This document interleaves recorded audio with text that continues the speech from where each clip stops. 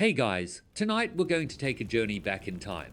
Not to mighty battles or grand castles, but right into the very kitchens and dining halls of the Middle Ages. Close your eyes for a moment and picture it. You're walking through a smoky, bustling medieval town. The air is thick with the scent of wood smoke, unwashed bodies, and something else. Something that smells vaguely of stale cabbage and unidentifiable meat. You pass by a grimy store where a vendor is hawking what looks suspiciously like a blackened, lumpy sausage. You feel a sudden pang of hunger, and then a wave of nausea, because you quickly realize that your modern, discerning palate and likely your stomach probably won't survive this trip. Seriously, what these folks considered a good meal might make your digestive system stage a full-scale revolt. So, before you get comfortable, take a moment to like the video and subscribe, but only if you genuinely enjoy what I do here. And if you're listening, drop a comment with your location and local time. It's always wild to see where everyone's tuning in from. Now, dim the lights, maybe turn on a fan for that soft background hum, and let's ease into tonight's journey together. You find yourself standing in a rather cramped, dark dwelling, typical of a medieval peasant's home. The air is damp, and the only light comes from a small, sputtering fire in the hearth. The smell, you've quickly learned, is a constant companion. What immediately strikes you, if you were to peer into the humble larder, is the sheer, overwhelming presence of grain. It's everywhere. Sacks of it, sheaves of it, and the ever-present, sometimes slightly mouldy, loaves of bread. You see, for the vast majority of medieval society, especially the serfs and common folk, bread wasn't just part of the meal. It was the meal. It was the backbone, the filler, the utensil, and sometimes the only thing standing between you and gnawing hunger. Imagine your daily life revolving around the harvest. From dawn till dusk, you're toiling in the fields, your hands calloused, your back aching. And what fuels this relentless labor? Most likely it's a coarse, dark loaf of bread, probably made from rye or barley, perhaps mixed with a bit of oats. This isn't your artisanal sourdough or fluffy white sliced bread.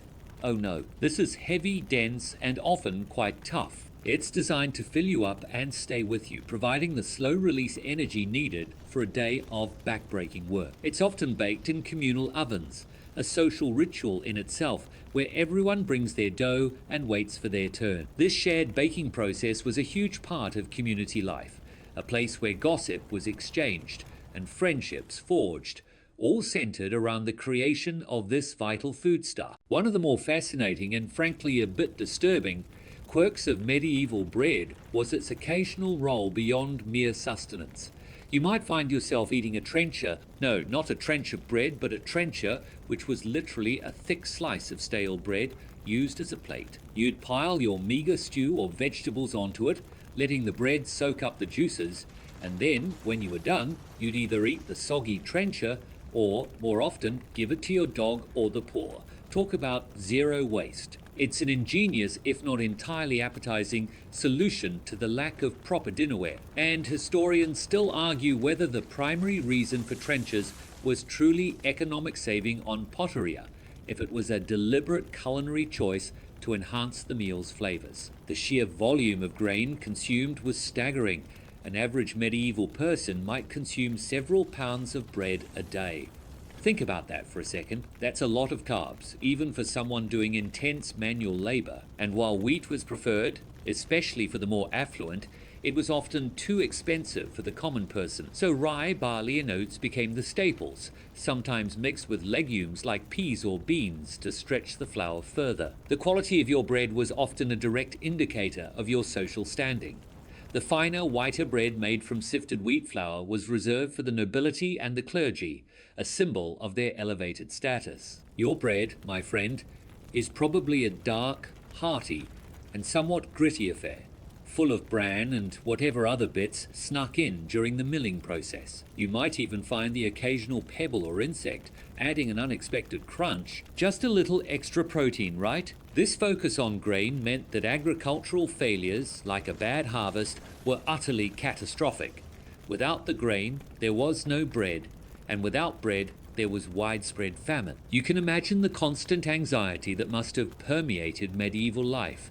knowing that your very survival hinged on the whims of the weather and the fertility of the land. It made every harvest a moment of profound relief, a temporary reprieve from the ever-present threat of starvation. From the solemn vows and symbolic dubbing of your knighthood ceremony, your journey now moves to a decidedly less glorious, yet ever-present, reality of a knight's life.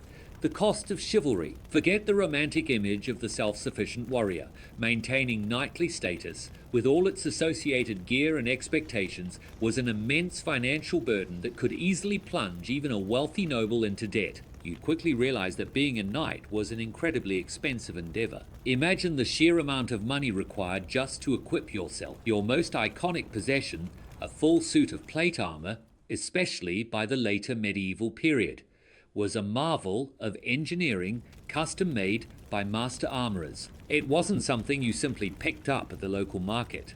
A single suit could cost the equivalent of a small farm or even a village. Imagine paying for something that might literally save your life, but cost more than your entire livelihood. And it wasn't a one-time purchase. Armor needed constant maintenance, repairs, and periodic upgrades as technology evolved. Rust, dents, and broken straps were constant enemies, requiring the services of specialized armor. Then there was your most important companion, your warhorse, often called a destrier. These were not your average farm nags. They were powerful, specially bred animals, trained for combat, capable of carrying a heavily armored knight into battle. A good warhorse was incredibly valuable, costing as much as, or even more than, a suit of armor. And these magnificent beasts needed constant care, feed, stabling, training, and the services of a farrier to shoe them. Imagine the expense of keeping a high-performance animal simply for combat. A mainstream historical fact is the economic strain that maintaining knightly equipment placed on the medieval nobility. Many lesser knights were poor knights, constantly struggling to afford their armor, horses, and retinues.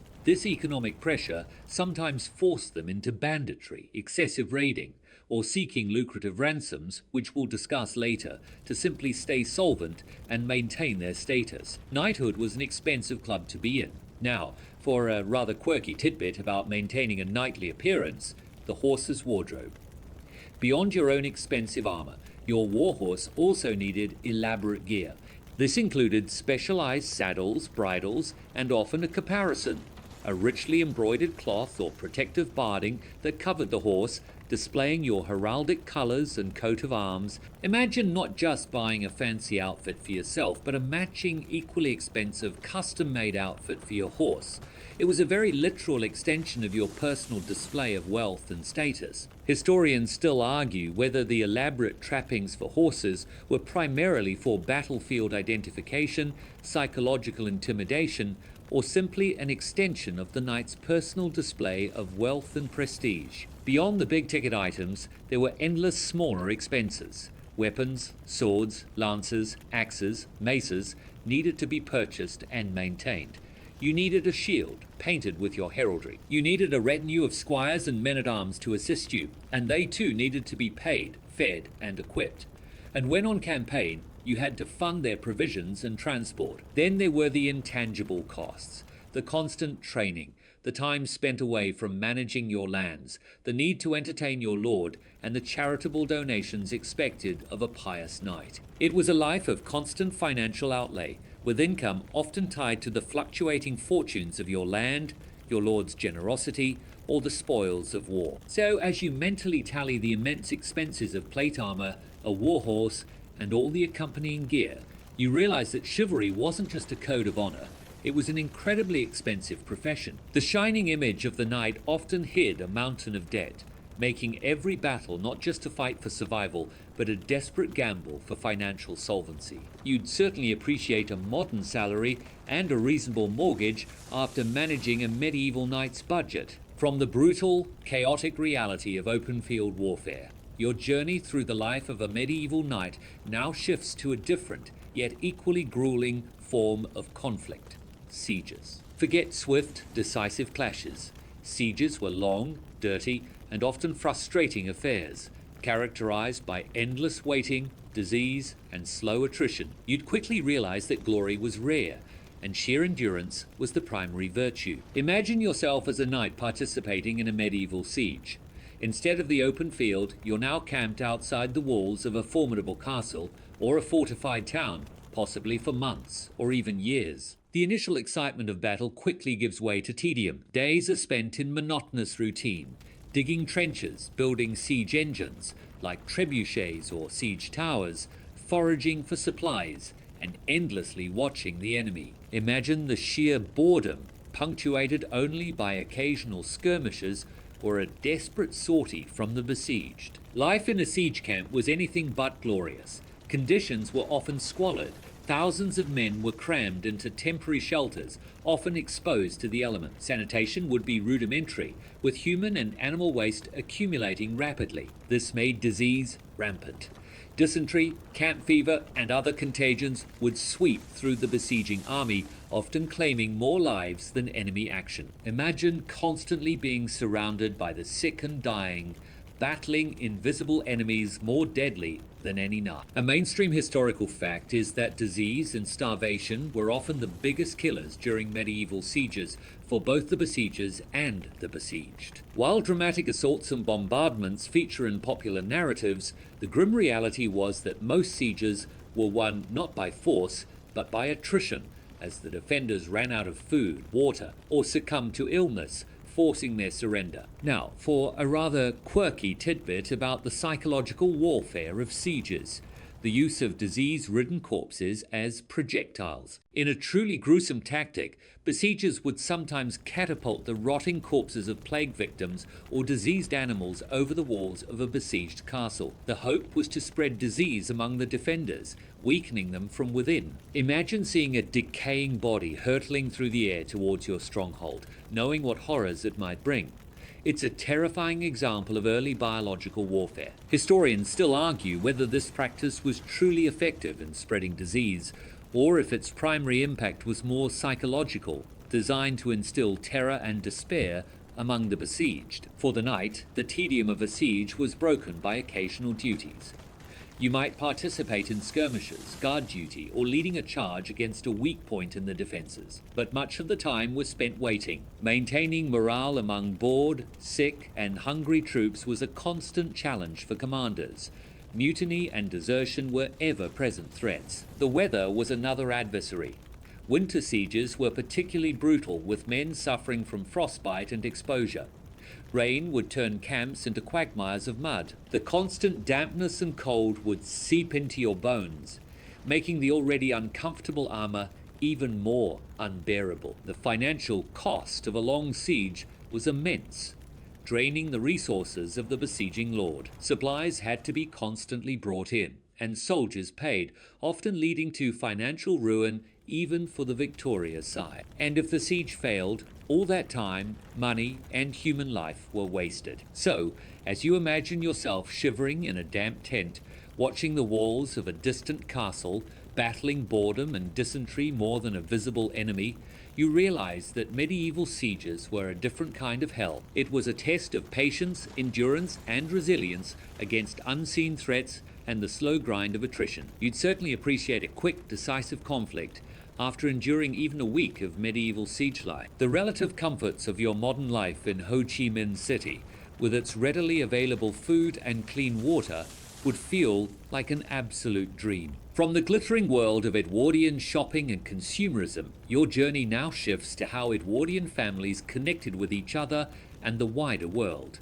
Communication. Forget your instant global networks and video calls. The early 20th century saw rapid advancements in communication, but it was still a far slower, more deliberate process, with the telephone and telegram beginning to revolutionize how messages were sent. You'd quickly realize that true immediacy was still a distant dream. Imagine needing to contact someone across town or in a distant city. For much of the Edwardian era, the letter remained the primary method of communication. As we've seen from earlier periods, this involved pen, ink, paper, careful composition, and reliance on the postal service. However, the postal service itself was incredibly efficient by now, with multiple collections and deliveries daily in urban areas. meaning a letter could often reach its destination within hours in the same city or a day or two across the country. Imagine the anticipation of waiting for the postman to deliver a handwritten reply. But the true revolution was happening quietly. The rise of the telephone. While invented in the late Victorian era, it became increasingly common in Edwardian homes and businesses, particularly for the middle and upper classes. Imagine the novelty of hearing a voice directly from miles away, crackling faintly through a receiver. Telephones were still often shared. On party lines, where multiple households shared a single line, required operators to connect calls and was seen as a luxury. Conversations were often brief and to the point, quite unlike your lengthy modern phone calls. A mainstream historical fact is the rapid expansion of the telephone network during the Edwardian period, transforming business and personal communication, particularly for the more affluent. While it started as a luxury, its convenience quickly made it indispensable for those who could afford it, offering a level of immediacy previously unknown. This era truly marked the beginning of instantaneous, albeit rudimentary, voice communication over distance. Now, for a rather quirky tidbit about Edwardian communication, the telegram boy. For truly urgent messages that needed to cross longer distances more quickly than the post, the telegram was king. Messages were sent via Morse code by telegraph operators and then hand-delivered by uniformed telegram boys, often on bicycles. Imagine the distinctive knock at your door, signaling an urgent message delivered by a young boy on a bike. It was the fastest form of long-distance communication available, but still relied on human messengers for the last mile. Historians still argue whether the perceived urgency and formality of telegrams made them more impactful than modern instant messages, or if their cost limited their true social penetration. News traveled much faster than in earlier eras. Newspapers were widely read, published daily, and increasingly covered national and international events. Newsreels in cinemas provided visual updates. However, the 24-hour news cycle was unimaginable. Information still moved at a human pace, shaped by print deadlines and telegraph lines. Communication within the home also saw small shifts. While servants were still often summoned by bell pulls, the internal telephone system, an early intercom, began to appear in larger homes, allowing the mistress to directly call the kitchen or the nursery without shouting or sending a maid. These were luxury items, but streamlined domestic management. Despite these advancements, spontaneity was limited. Arranging a social call still required planning, often through letters or calling cards, not a quick text message. Public discourse was shaped by printed media and public speeches, not viral tweets. The world was connecting, but at a deliberate, measured pace. So, as you imagine carefully composing a letter, making a crackling phone call through an operator, or waiting for the telltale knock of a telegram boy, you realize that Edwardian communication was a fascinating blend of traditional formality and burgeoning technology. It was a world on the cusp of true global connectivity, but still rooted in physical processes. You'd certainly appreciate your smartphone, social media, and instant messaging after experiencing the comparative slowness of Edwardian communication. Your ability to connect with anyone, anywhere, at any time feels like a superpower compared to their best efforts. From the grueling apprenticeship of page and squire, your journey continues to the pivotal moment that marked your transition into full medieval manhood, the knighthood ceremony. Forget a simple handshake and a pat on the back.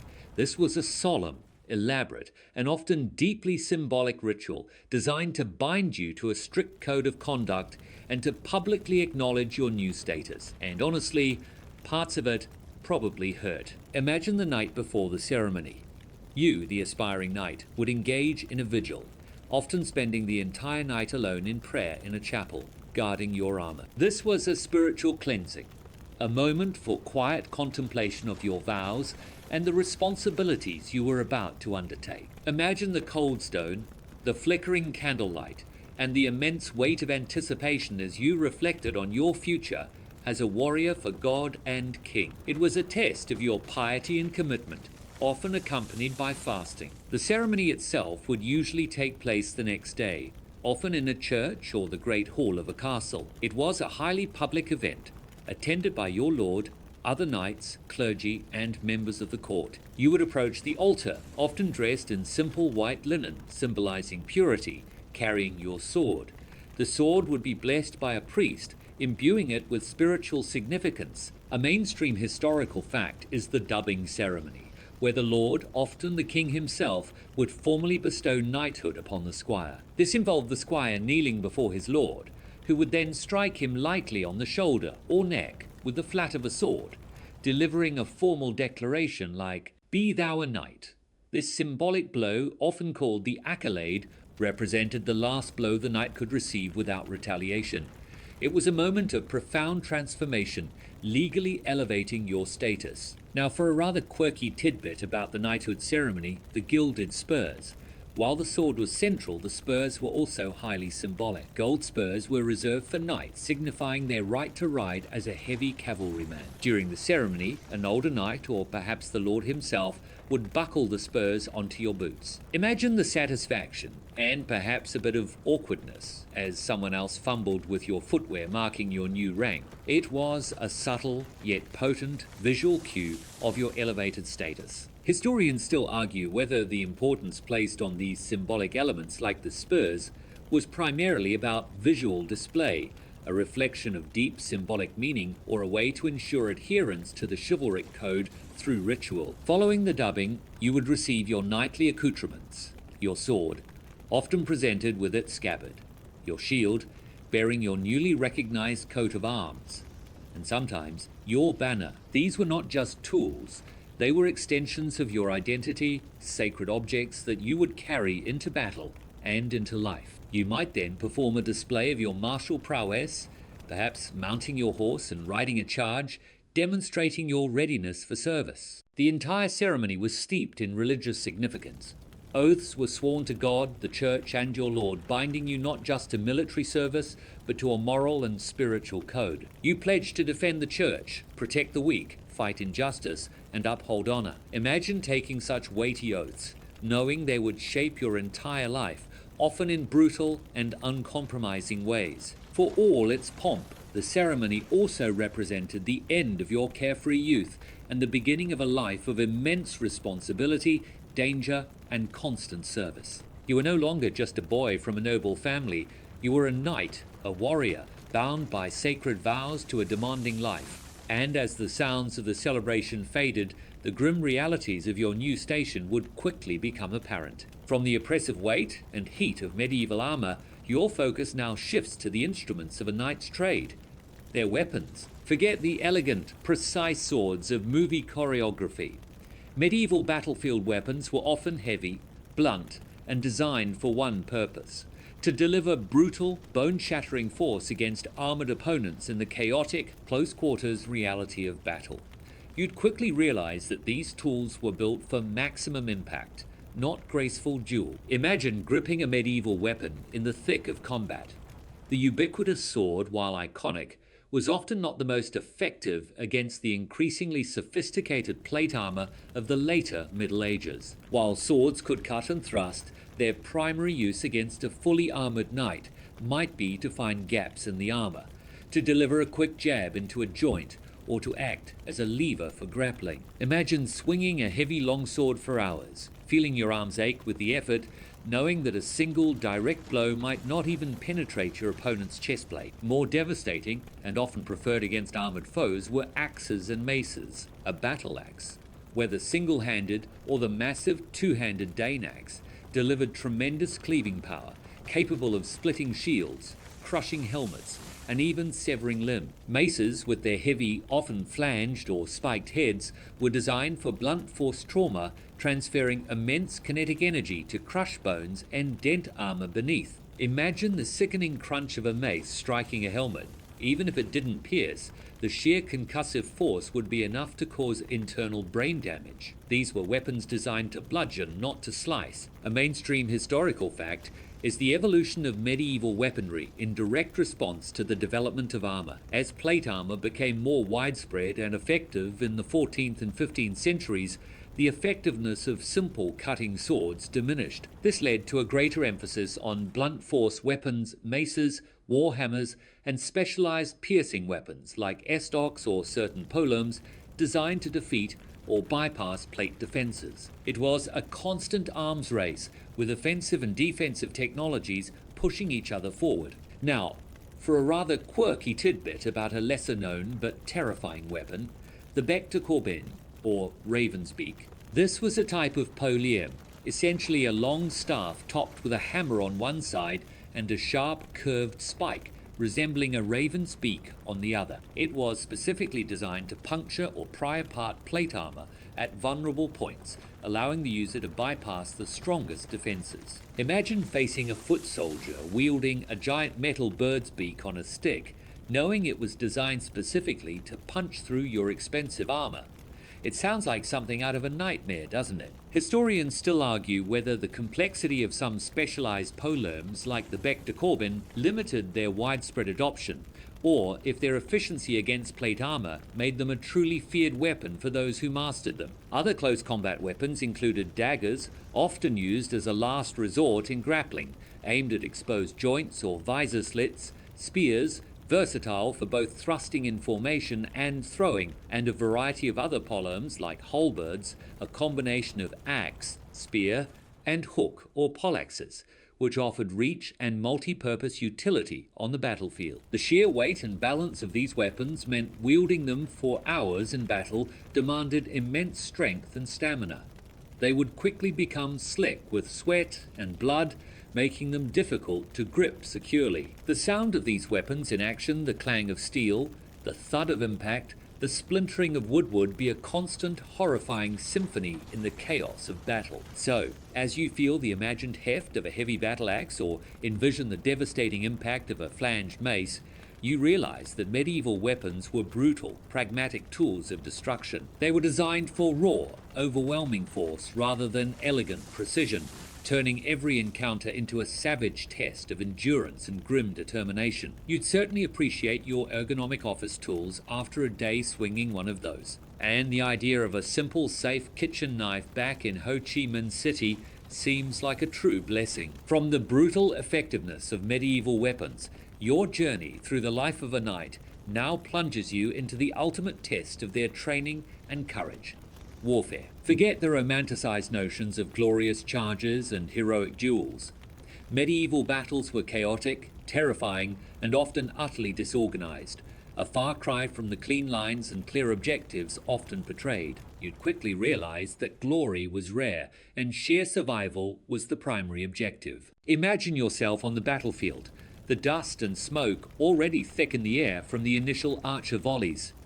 The ground underfoot is uneven, churned by thousands of boots and hooves. The air is deafening with the screams of men, the clash of steel, the thud of arrows, and the thunderous, terrifying approach of the enemy. There are no clear lines of sight, no overhead drone footage, no tactical maps. Your world is reduced to the few feet around you, a swirling maelstrom of violence. Tactical plans, meticulously laid out by commanders before the battle, often dissolved moments after the first contact. Communication was rudimentary.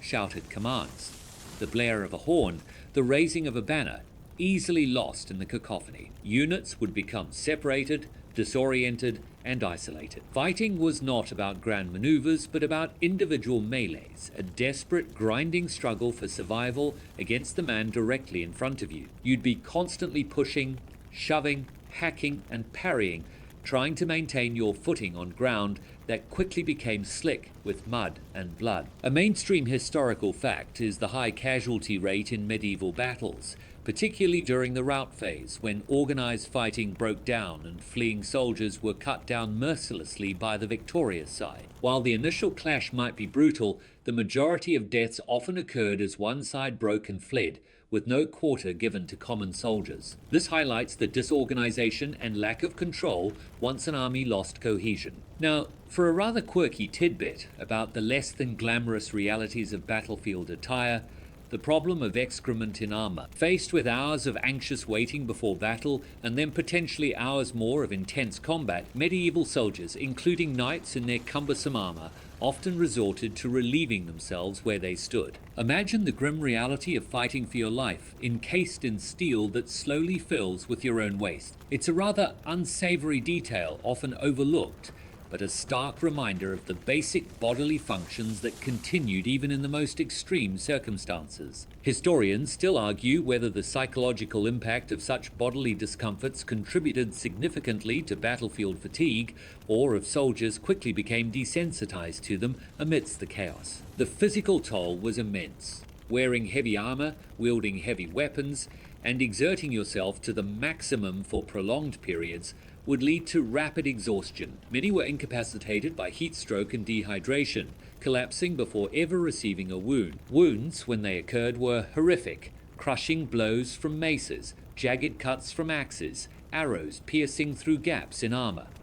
Pain was constant and medical attention rudimentary. Fear was a pervasive companion.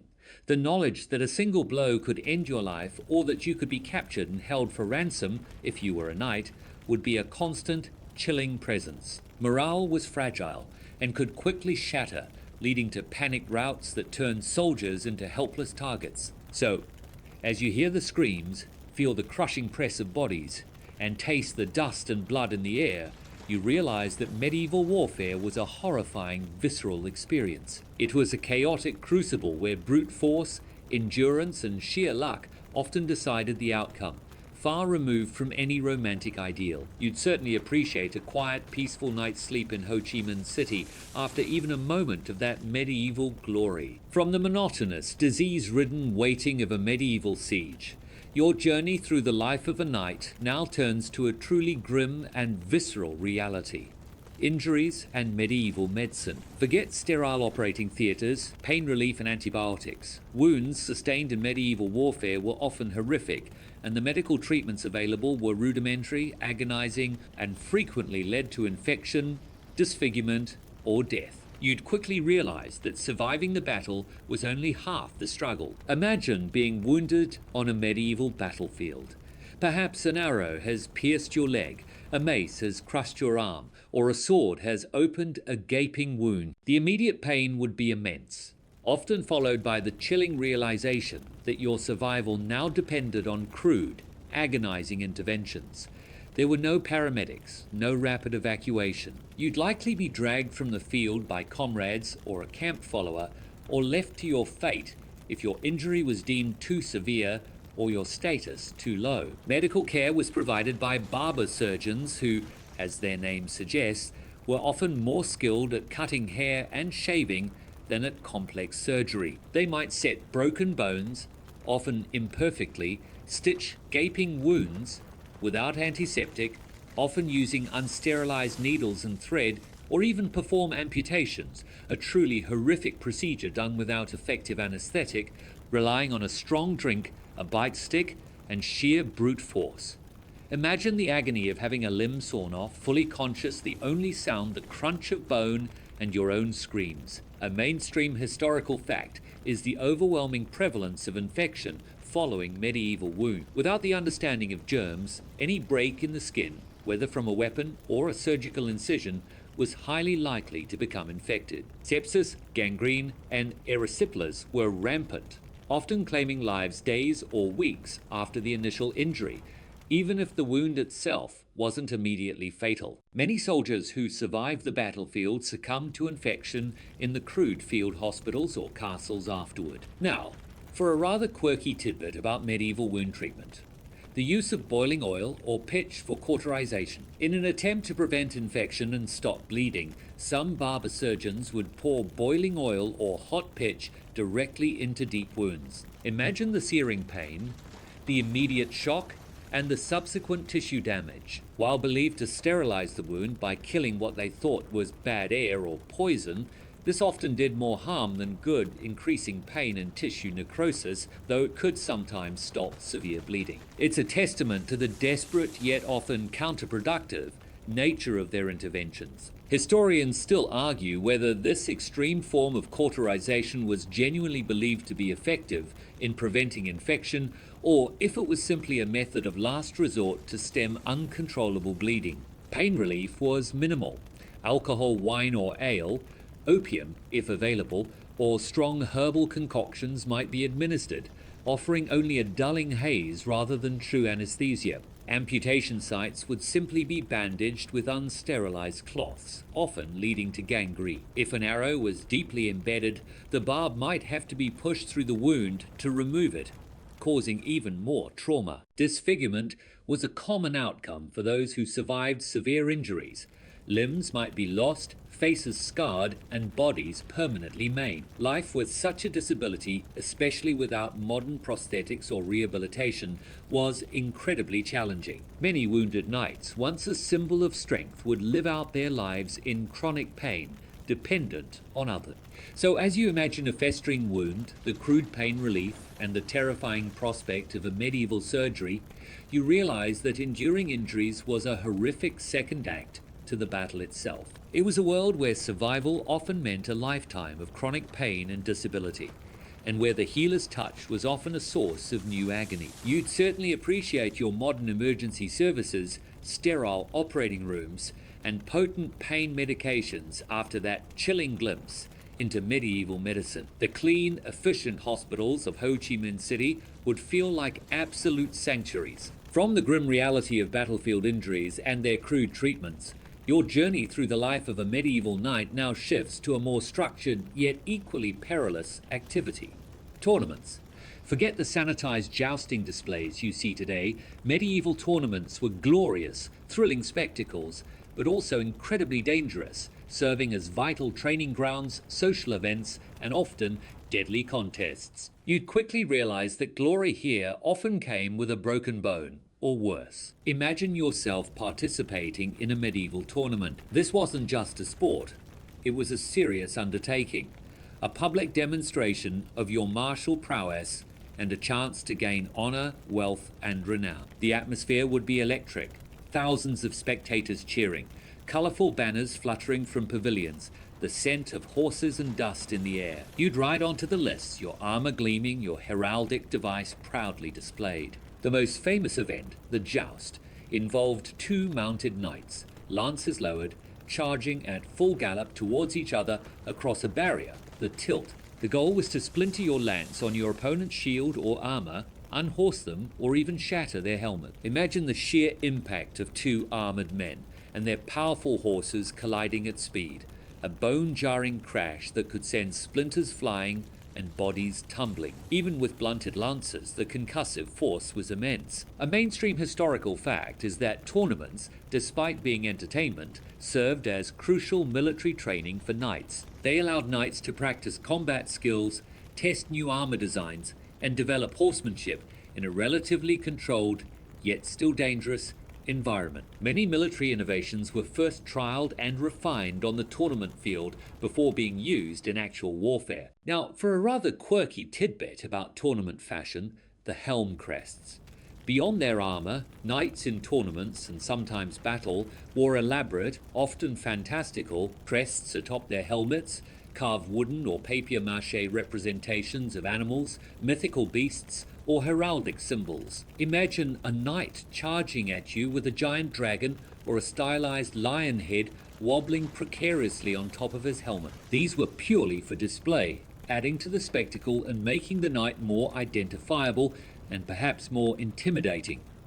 They certainly weren't designed for practicality in a real fight. Historians still argue whether the primary purpose of these flamboyant helm crests was purely aesthetic for tournaments, a form of exaggerated heraldic display, or if they offered any psychological advantage by appearing more fearsome. Beyond the joust, tournaments often included the melee, a mock battle involving groups of knights fighting on foot or horseback, resembling a miniature battlefield. These were even more chaotic than jousts, with participants using blunted swords, axes, and maces, leading to widespread injuries from concussions, broken bones, and exhaustion. The rewards for success could be substantial: fame, riches from captured armor and horses, which could be ransomed, much like in real war, and the favor of lords and ladies. But the risks were equally high. Injuries, sometimes fatal, were common.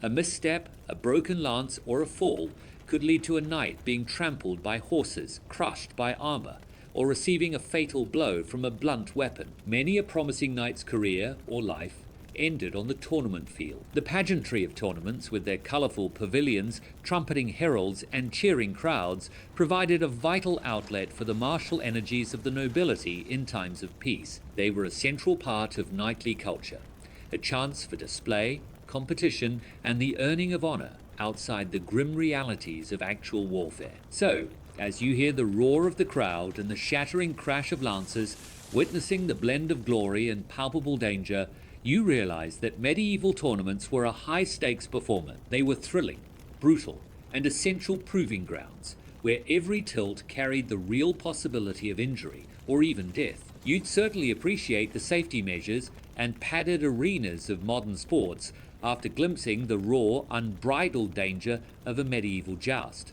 That's a different kind of extreme sport. From the glorious yet dangerous fields of medieval tournaments, your journey through the life of a knight now shifts to the very bedrock of their existence: feudal obligation. Forget notions of independent warriors. A medieval knight's life was intricately bound by a complex web of loyalty, service, and land, defining their duties to their lord and shaping every aspect of their existence. You'd quickly realize that being a knight meant being perpetually obligated. Imagine yourself as a newly dubbed knight. Your status, your lands, if you had them, and your very identity were tied to a feudal contract with a powerful lord, often a count, duke, or the king himself.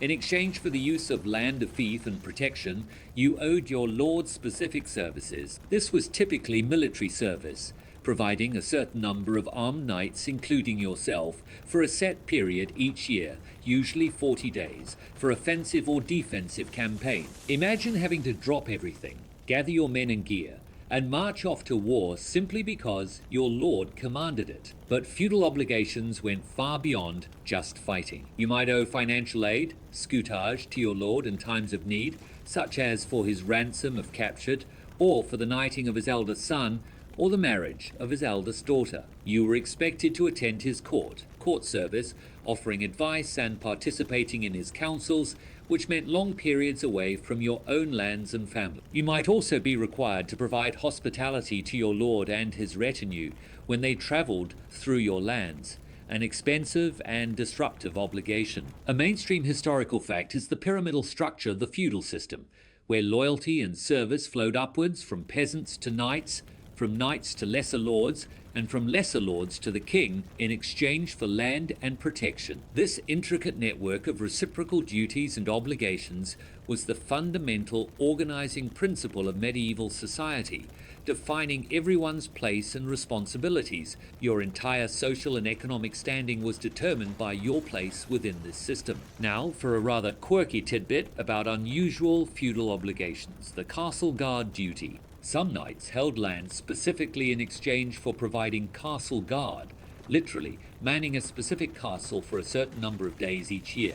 This could mean leaving your own lands and family to live in a potentially remote and uncomfortable fortress, often in times of peace, simply to guard your lord's property. Imagine being obligated to spend weeks or months living in a drafty, isolated castle, far from your own estates, simply as a form of rent. It sounds less like chivalry and more like a very long, unpaid house-sitting gig. Historians still argue whether castle guard duty was primarily a practical military necessity, a way to ensure loyalty through constant presence, or a relatively inefficient burden that eventually led to its commutation for cash payment. Breaching these feudal obligations carried severe consequences. Failure to provide military service, refusing to attend court, or disloyalty could lead to the confiscation of your lands, forfeiture, loss of your knightly status, or even imprisonment or execution. The bond was reciprocal, but the power dynamic heavily favored the lord.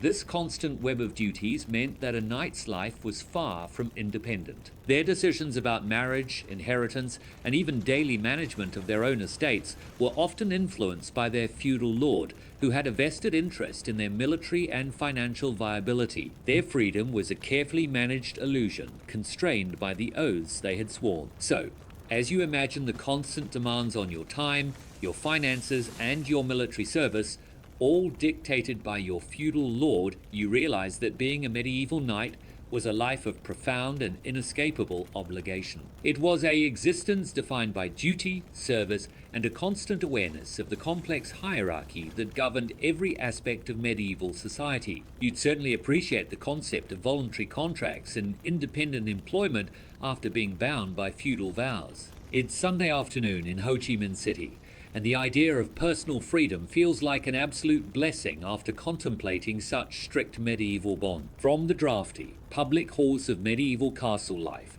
your journey through the existence of a knight now turns to the very code that defined them: chivalry. Forget the pure, romanticized ideals of heroic knights saving damsels.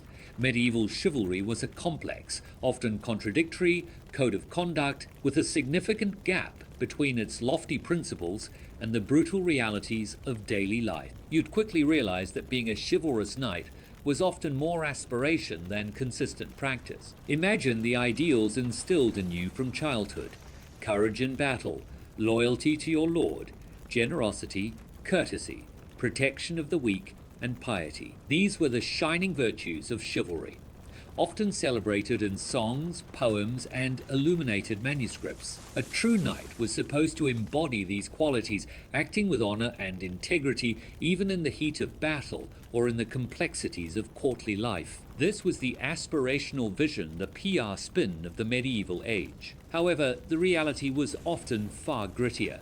Knights, for all their vows, were still men living in a harsh, violent world. Loyalty could be fickle, shifting with political winds or greater personal gain. Protection of the weak often applied selectively, typically to noblewomen and clergy, not necessarily to peasants or non-Christians. Generosity was often strategically applied to curry favor, not simply given out of pure benevolence. Courage could easily devolve into brutality. A mainstream historical fact is the frequent contradiction between the chivalric ideal and the brutal realities of medieval warfare and politics. While knights were sworn to protect the innocent, they often participated in devastating raids on civilian populations, plundering villages and destroying crops. Acts of cruelty, deception, and ambition were common, even among those considered chivalrous by their contemporaries, highlighting the significant gap between the preached ideal and lived practice. Now, for a rather quirky tidbit about the contradictions of chivalry,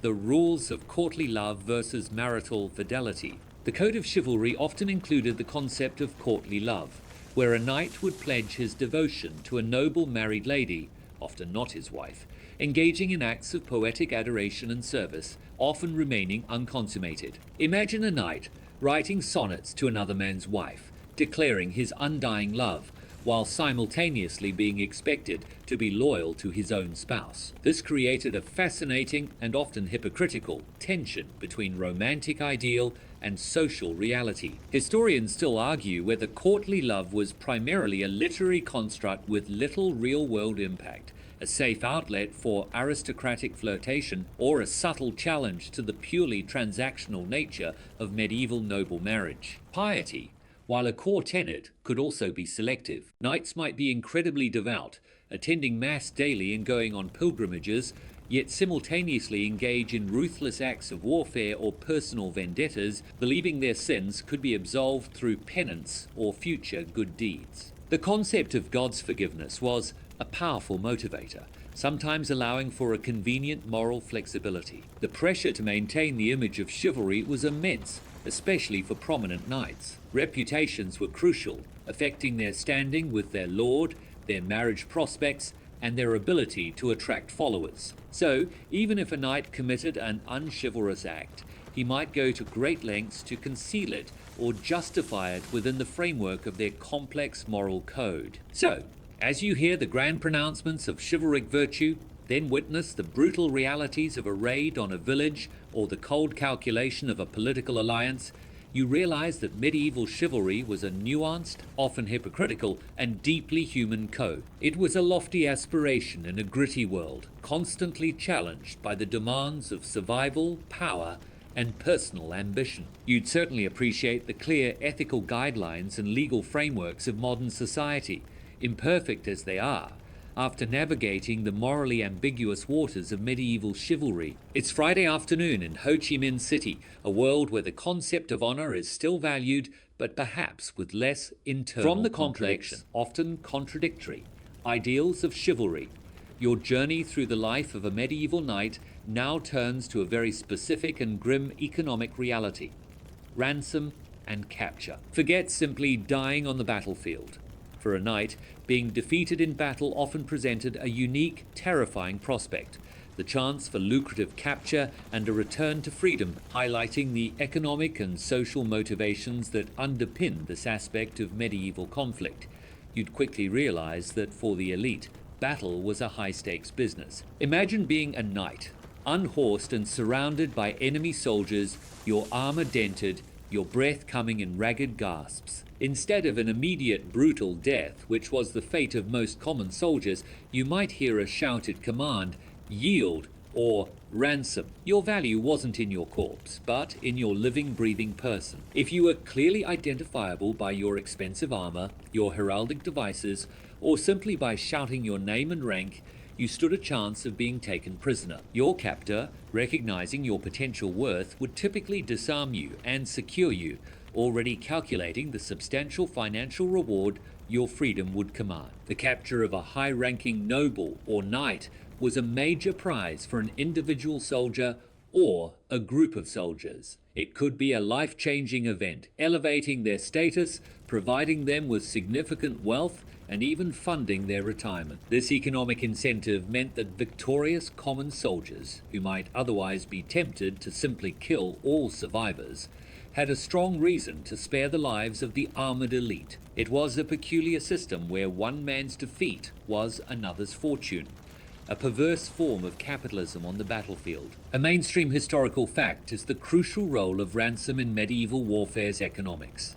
The capture of wealthy nobles and knights for ransom was a major financial driver of medieval conflicts. Kings and lords could demand enormous sums of money, lands, or political concessions for the return of high-value captives. This system significantly reduced the mortality rate among the knightly class compared to common soldiers, creating a distinct two-tiered casualty system on the battlefield. Now, for a rather quirky tidbit about the negotiation of ransom, the practice of parole. Once captured, a knight might be released on parole, an oath given on his word of honor to return to his captor by a certain date or to send his ransom money within an agreed time frame. This was a remarkable system of trust in a brutal era, relying entirely on the knight's adherence to the code of chivalry and his concern for his reputation. Imagine being allowed to go home, gather your own ransom, and then return to your captor, simply because you gave your word. It highlights the peculiar honor code among the knightly class, where a sworn oath was often considered more binding than a physical chain. Historians still argue whether the parole system was genuinely effective due to ingrained honor, or if it was simply a pragmatic solution for captors who lacked the resources to hold high-value prisoners indefinitely. The process of negotiating a ransom could be long and drawn out, involving families, lawyers, and even the monarch of the captive's country. It could cripple families financially, forcing them to sell lands, pawn jewels, or take on massive debts. The captive, meanwhile, might endure uncomfortable imprisonment, though usually better than a common prisoner, as their captor had an interest in keeping them alive and healthy enough to pay. For the vast majority of foot soldiers, however, capture was not an option. They had no wealth, no family who would pay for their release. Their fate, if defeated, was usually immediate death on the battlefield, or, if lucky, escape and a long, dangerous journey home. This stark contrast reinforced the rigid class structure of medieval society even in the throes of battle. The common soldier's life was cheap. The knight's life was a commodity. So, as you watch a defeated knight being disarmed and led away, a valuable prize rather than a corpse, you realize that medieval warfare, for all its brutality, had its own peculiar logic and economics. It was a system where honor and profit often intertwined, giving a select few a chance at survival that was denied to the anonymous masses. You'd certainly appreciate the clear rules of engagement and humanitarian laws of modern conflict after seeing such a stratified system of survival. It's Sunday afternoon in Ho Chi Minh City, and the idea of personal worth not being tied to ransom feels quite comforting. From the grim economic realities of ransom and capture, your journey through the tumultuous life of a medieval knight now draws to a close. As the sounds of clashing swords and solemn vows fade into the mists of history, you are left to reflect not just on their individual struggles, but on their enduring impact, the legacy of the knight. Forget the simplistic heroes of legend. Their difficult lives shape medieval society, warfare, and our very perception of honor in profound and lasting ways. Imagine the pervasive image of the knight in popular culture. Noble, courageous, chivalrous, a shining beacon of medieval ideals. This enduring image is in itself a powerful legacy, born from centuries of romanticized literature, art, and storytelling. While we've seen the grim realities, the discomfort of armor, the brutality of battle, the moral contradictions, the ideal of the knight still captivates, representing virtues that many still aspire to. The very word chivalry has transcended its martial origins to denote courtesy and honor.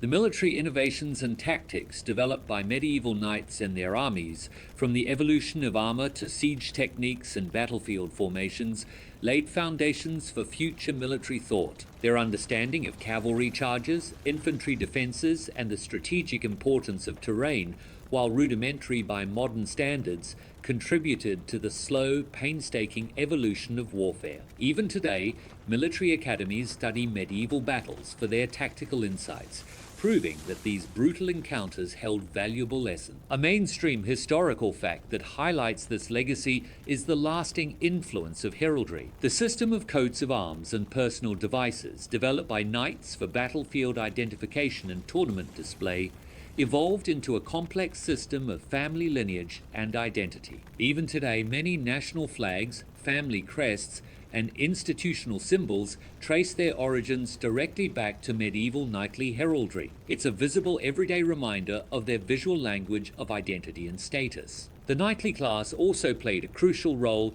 in the development of political structures. As vassals, they formed the backbone of feudalism, contributing to the decentralized yet interconnected power dynamics that defined much of the Middle Ages. Their constant negotiation between loyalty to their lord and their own territorial ambitions shaped the very map of medieval Europe. Beyond the battlefield, the knight's role in society as a landholder, administrator, and dispenser of justice on a local level contributed to the governance and stability of their regions. They were not just fighters, they were integral components of the social and economic fabric, bridging the gap between the peasantry and the highest nobility. So, as the clanking of armor and the shouts of medieval knights fade into the quiet of the night, you're left with a profound appreciation for their complex legacy. They were flawed, brutal, and often uncomfortable, but they were also the embodiment of an era, shaping its conflicts, its culture, and its ideal. Their difficult lives, far from being just boring history, reveal a fascinating chapter in the human story, influencing even the subtle ways we think about honor and heroism today. Sweet dreams.